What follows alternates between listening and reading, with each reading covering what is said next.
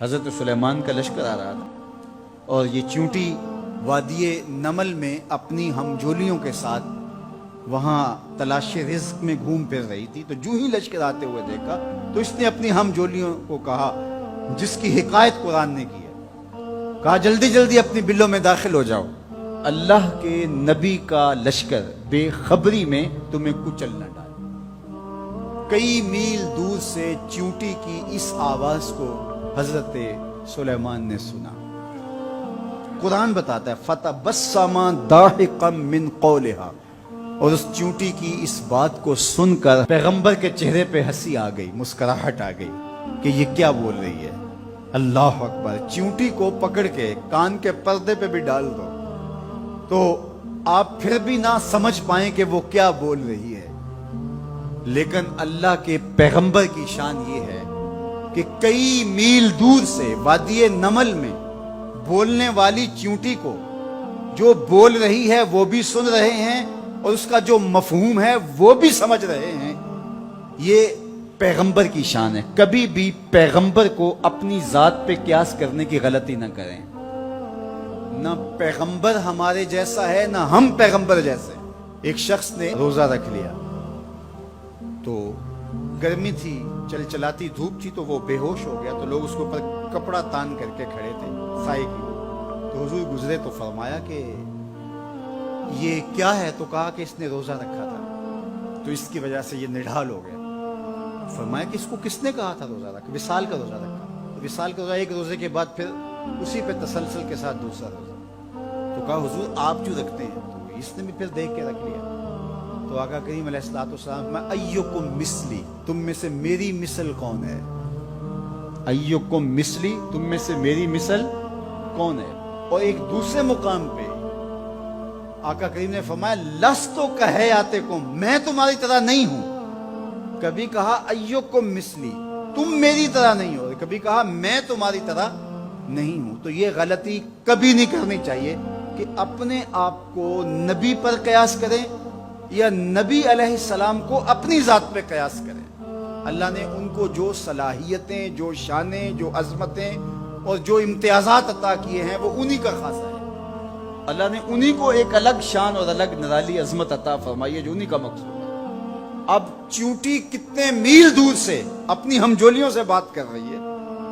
کوئی حدیث ہو تو ضعیف کہہ کر کے کوئی کہے کہ نہیں میں نہیں سے مانتا، آیت قرآنی ہے. فَتَبَسَّمَ ضَاحِكًا مِّن قَوْلِهَا، چیونٹی کی اس بات کو سن کر اللہ کا پیغمبر مسکرانے لگا کہ یہ کیا کہہ رہی ہے. اللہ اکبر.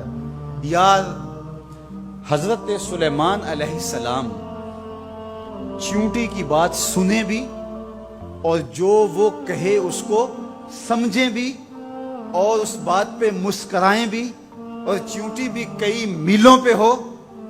یہ شان اس پیغمبر کی ہے کہ جو مسجد اقصی میں تیرے نبی کے پیچھے مقتدی بن کے کھڑا ہو. جب مقتدی کی سماعتوں کا یہ عالم ہے تو مقتدا کی سماعتوں کا عالم کیا ہوگا. اس لیے میرے اور آپ کے آقا و مولا نے ارشاد فرمایا جو میں دیکھتا ہوں وہ تم نہیں دیکھ پاتے، جو میں سنتا ہوں وہ تم نہیں سن پاتے.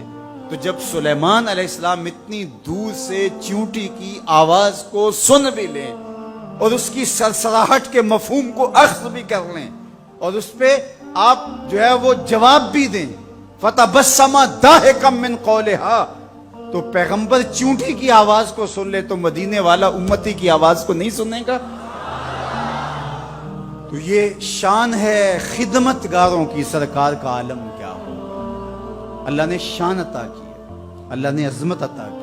اب اس چیونٹی کو امام راضی کہتے ہیں قیامت تک آنے والی چیونٹیوں کا سردار بنا دیا. کیوں؟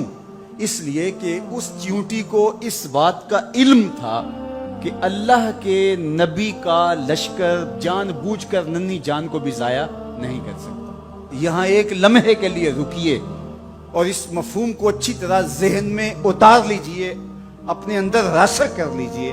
نبی کی تربیت پانے والا لشکر جان بوجھ کر کے ننھی جان کو بھی ضائع نہیں کر سکتا. اور جو اپنے بدن سے بم باندھ لے اور انسانوں کے انبوہ میں گھس جائے اور پھر بم پھٹے اور چھوٹے چھوٹے بچوں کے جسم کے ٹکڑے اور گوشت کے لوتھڑے بھی دیواروں سے چپک جائیں اور فرش خون سے بھر جائے اور وہ سینے پہ ہاتھ رکھ کے ذمہ داری قبول کرے، وہ نبی کا لشکر تو نہیں ہو سکتا، کسی شیطان کا لشکر ہو سکتا ہے۔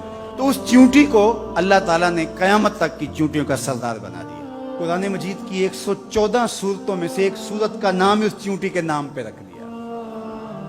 کتنا بڑا اعزاز دیا اس چیونٹی کے نام پہ۔ سورہ النمل ذات کی چیونٹی ہے، لیکن پیغمبر کے تربیت یافتہ لوگوں کے مزاج کو جانتی ہے۔ یار پیغمبر کی صحبت میں رہنے والوں کا کوئی مزاج آشنا بن جائے اور اس مزاج آشنائی کی وجہ سے اس کو عزت، پروٹوکول، تکریم اور قیامت تک آنے والی چیونٹیوں کی سرداری بخشی جاتی ہے، تو جو مزاج پیغمبر کا حامل ہے اس ابو بکر کی شان کا عالم کیا ہو، اس کی عظمتوں کا عالم کیا ہے۔ تو اس چیونٹی کو قیامت تک آنے والی چیونٹیوں کا سردار بنا دیا گیا۔ تو اس کی سرداری کا سبب اس کے یہ جاننے کی وجہ سے ہے کہ پیغمبر کی تربیت میں رہنے والے جان بوجھ کے ننھی جان کو بھی ضائع نہیں کر سکتے۔